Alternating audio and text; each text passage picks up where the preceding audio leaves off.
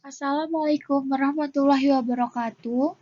Perkenalkan, nama saya Davana Artin Salsabila, NIM 20190300022, kelas 3A, Prodi PGMI, Universitas Sains Al-Quran, dengan dosen pembimbing Ahmad Khoiri, SPD, MPD. Di sini saya akan menjelaskan mengenai gejala alam. Apa itu gejala alam? Gejala alam merupakan peristiwa yang disebabkan oleh aktivitas alam yang dapat dirasakan oleh manusia maupun makhluk hidup lainnya. Perlu diingat bahwa gejala alam tidak sama dengan bencana alam. Bencana alam adalah gejala alam yang berdampak negatif atau merugikan makhluk hidup, seperti longsor, gempa bumi, banjir, dan sebagainya. Sedangkan gejala alam adalah aktivitas yang dilakukan alam baik berdampak positif maupun berdampak negatif.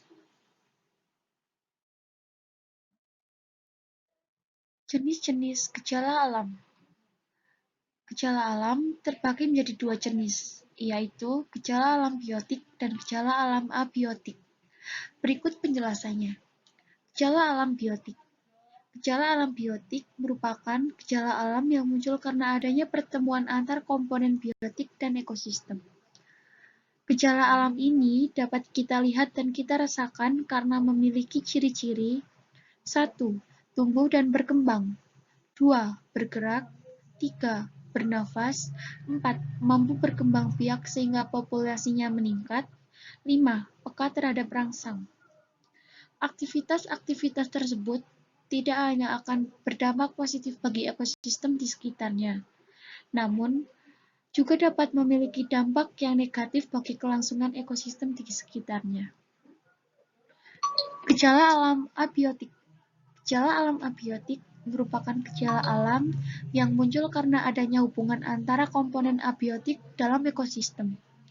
Gejala alam abiotik berkaitan dengan sifat fisik dan kimia di luar makhluk hidup. Gejala alam ini tidak hanya dipengaruhi oleh interaksi antar komponen abiotik saja, namun dalam beberapa kasus, lingkungan biotik juga dapat mempengaruhi gejala alam abiotik, terutama adalah aktivitas-aktivitas yang dilakukan oleh manusia. Sama halnya dengan gejala biotik, gejala alam abiotik ini juga dapat memiliki dampak yang positif dan dampak yang negatif. Dampak gejala alam biotik. Gejala alam biotik berdampak positif akan bermanfaat bagi ekosistem yang ada. Ada banyak contoh gejala alam biotik yang bermanfaat, namun terkadang kita tidak menyadarinya. Di antaranya adalah aktivitas cacing tanah yang dapat menyuburkan tanah. Lahan pertanian yang mengandung cacing tanah memang lebih subur dibandingkan yang tidak. Aktivitas yang dilakukan cacing tanah mampu meningkatkan ketersediaan unsur hara, N, P, dan K di dalam tanah. Unsur-unsur tersebut merupakan unsur pokok bagi pertumbuhan tanaman. Selain itu, lubang bekas galian cacing tanah akan memperbaiki sistem aerasi dan drainase secara alami di dalam tanah sehingga tanah menjadi lebih gembur. Gejala alam biotik berdampak negatif. Gejala alam biotik yang berdampak negatif biasanya diakibatkan oleh aktivitas-aktivitas makhluk hidup yang tidak terkontrol. Contohnya antara lain: 1. Penyebaran virus flu burung. Virus flu burung atau yang dikenal dengan H5N1 muncul karena mutasi genetik yang terjadi pada berbagai jenis unggas. Virus yang tidak dapat dikendalikan akan menular pada unggas lainnya. Bahkan, penyebaran virus ini akan dapat menular ke manusia. Untuk mencegah gejala ini, ada beberapa hal yang dapat dilakukan. 1. Selalu menjaga kebersihan tangan. 2. Mengonsumsi daging dan telur unggas yang telah dimasak dengan baik. 3. Tidak memakan unggas hasil perburuan liar yang tidak diketahui kesehatannya. 4. Bagi pemilik atau peternak unggas, wajib menjaga kebersihan kandang. 5. Jauhkan kandang unggas dari pemukiman penduduk. Dan 6. Menggunakan masker dan sarung tangan jika berinteraksi dengan unggas. 2. Hama tanaman yang merajalela. Hama tanaman tentunya merupakan musuh terbesar bagi para petani atau pembudidaya tanaman. Kehadirannya sangat merugikan karena dapat menyebabkan petani gagal panen dan penelitian pembudidaya tanaman gagal. Hama tanaman yang merajalela ini sering terjadi karena faktor yang dilakukan oleh manusia sendiri, seperti pemberian pestisida yang berlebihan sehingga hama dapat bermutasi menjadi hama yang resisten, atau penangkapan luar sawah yang dilakukan besar-besaran sehingga menyebabkan perkembangbiakan tikus tidak terkontrol dan lain sebagainya. Untuk meminimalisir terjadinya gejala ini, maka hal yang dapat dilakukan antara lain: 1. Mengurangi pemakaian pestisida dari bahan-bahan kimia. 2. Melakukan pembersihan lahan atau sanitasi lingkungan agar tidak menjadi sarang tikus. 3. Melakukan perburuan secara langsung.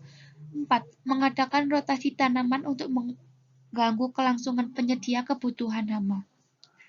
3. Kepunahan hewan atau tumbuhan. Gejala ini terjadi akibat laju perkembangbiakan suatu spesies yang lambat. Ada beberapa spesies yang berkembang biak selama beberapa tahun sekali atau pada musim-musim tertentu saja.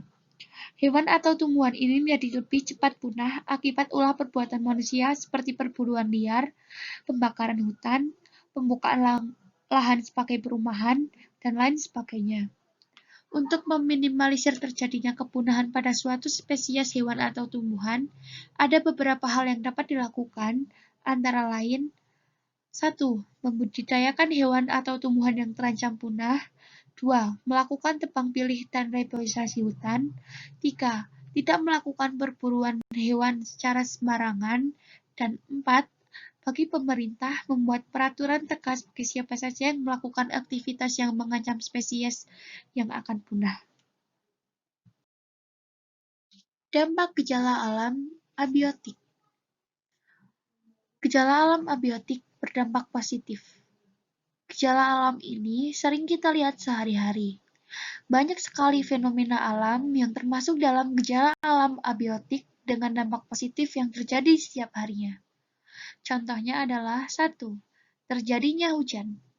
Hujan merupakan presipitasi awan yang dihasilkan oleh kondensasi uap air.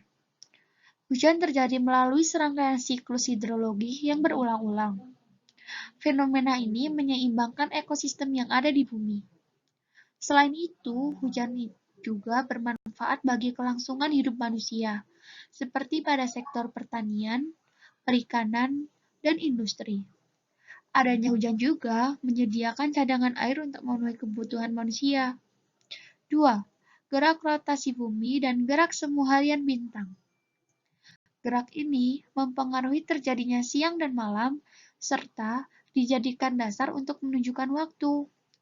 Hal tersebut sangat bermanfaat untuk menentukan berbagai hal pada kehidupan manusia, hewan, dan tumbuhan. Misalnya, adalah membantu burung hantu dan kelelawar yang secara alamiah tidak dapat melihat dengan jelas jika berada di tempat yang terang. Adanya siang dan malam ini membuat hewan-hewan dapat menentukan kapan saatnya melakukan aktivitas dan kapan saatnya beristirahat. Manfaat lainnya yaitu terjadinya pasang surut air laut. Adanya hal ini dijadikan dasar bagi para nelayan berlayar untuk melakukan pencarian yang ada di laut. Gejala alam abiotik berdampak negatif.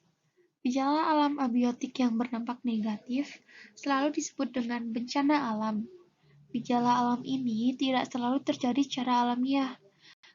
Beberapa hal biasanya terjadi diakibatkan oleh aktivitas makhluk hidup, terutama manusia. Antara lain: 1. Gempa bumi. Gempa bumi adalah gerakan yang terjadi di permukaan bumi karena pengeluaran energi dari inti bumi secara tiba-tiba yang menciptakan gelombang hingga getaran. Gempa bumi tak hanya terjadi akibat aktivitas alam, melainkan juga bisa terjadi akibat aktivitas manusia. 1. Gempa yang terjadi akibat aktivitas alam yaitu: A. Gempa bumi vulkanis yang terjadi akibat letusan gunung berapi. B. Gempa bumi tektonik yang terjadi akibat pergeseran lempeng bumi. 2. Gempa yang terjadi akibat aktivitas manusia. A. Peledakan bom nuklir atau bahan peledak lainnya. B. Aktivitas pertambangan juga dapat menyebabkan keruntuhan area tambang yang menyebabkan gempa lokal. Gempa bumi, baik dalam skala besar maupun kecil, dapat menimbulkan bencana alam lain, yaitu tsunami, apabila gempa tersebut terjadi di laut atau samudera. Gempa yang diakibatkan aktivitas-aktivitas alam disebut memang tidak bisa diharapkan, namun juga tidak bisa dikontrol. Sejauh ini, yang dapat dilakukan yaitu meminimalisir jumlah korban akibat bencana ini. 2. Bencana tsunami. Penyebab terjadinya bencana ini yaitu gempa yang terjadi di laut, baik gempa vulkanis maupun gempa tektonis. Gempa menyebabkan lempengan bumi bergeser dan menciptakan cekungan yang kemudian terisi air laut. Maka dari itu, sebelum terjadi tsunami, air laut dapat surut terlebih dahulu. Setelah cekungan terisi penuh, maka ada dorongan sehingga menimbulkan gelombang. Sama dengan bencana gempa bumi, bencana tsunami juga tidak dapat dikontrol. Namun, negara yang rawan dengan bencana ini seperti Jepang, Filipina, Indonesia telah berupaya untuk meminimalisir korban akibat bencana ini. Upaya yang dapat dilakukan antara lain 1. Melindungi garis pantai dengan menanam pohon mangrove dan membangun tembok pemecah gelombang. 2. Membuat sistem peringatan dini. 3. Memetakan kawasan rawan bencana dan jalur evakuasi. 4. Membentuk satgas penanganan bencana. 3. Kebakaran hutan dan lahan. Kebakaran hutan dapat terjadi secara alami maupun tidak. Kebakaran alami dapat terjadi akibat musim kemarau yang berkepanjangan sehingga daerah hutan menjadi sangat kering. Jika timbul sedikit saja percikan api karena gesekan batu misalnya, maka kebakaran hutan pun dapat terjadi. Selain musim kemarau, kebakaran hutan dapat terjadi secara alami akibat sambaran petir atau erupsi gunung vulkanik di dekat hutan. Namun, pada banyak kasus ditemukan bahwa kebakaran hutan lebih sering terjadi akibat ulah tangan manusia, seperti 1. Kelalaian karena tidak mematikan api setelah perkemahan. 2. Membuang puntung rokok sembarangan. 3. Bahkan banyak yang secara sengaja membakar hutan untuk membuka lahan sebagai perumahan. Ada beberapa hal yang dilakukan untuk mencegah kebakaran hutan, misalnya 1. Tidak membakar apapun di hutan, terutama saat angin kencang. Angin yang bertiup kencang akan berisiko menyebarkan kobaran api dengan cepat dan menyebabkan kebakaran. 2. Tidak membuang puntung rokok sembarangan di area hutan. 3. Membuat sekat kanal untuk pengaturan hidrologi air pada lahan gambut, agar tanah menjadi lembab dan basah sehingga tidak mudah terbakar, terutama saat musim kemarau. 4. Melakukan pengawasan terhadap titik rawan kebakaran. 5. Menyiapkan peralatan untuk memadamkan api jika sewaktu-waktu terjadi kebakaran hutan ataupun lahan. 6. Melakukan patroli dan pengawasan rutin pada tempat-tempat yang memang rawan terjadi kebakaran, terutama saat musim kemarau. 4. Banjir dan tanah longsor. Sama halnya dengan bencana kebakaran hutan, bencana banjir dan tanah longsor ini seringkali terjadi akibat ulah tangan manusia. Sedikit sekali bencana ini terjadi secara alami. Banjir yang terjadi secara alami biasanya diakibatkan oleh hujan deras yang terus-menerus dan badai. Tanah longsor yang terjadi secara alami biasanya akibat bencana alam yang lain seperti gempa bumi dan banjir bandang.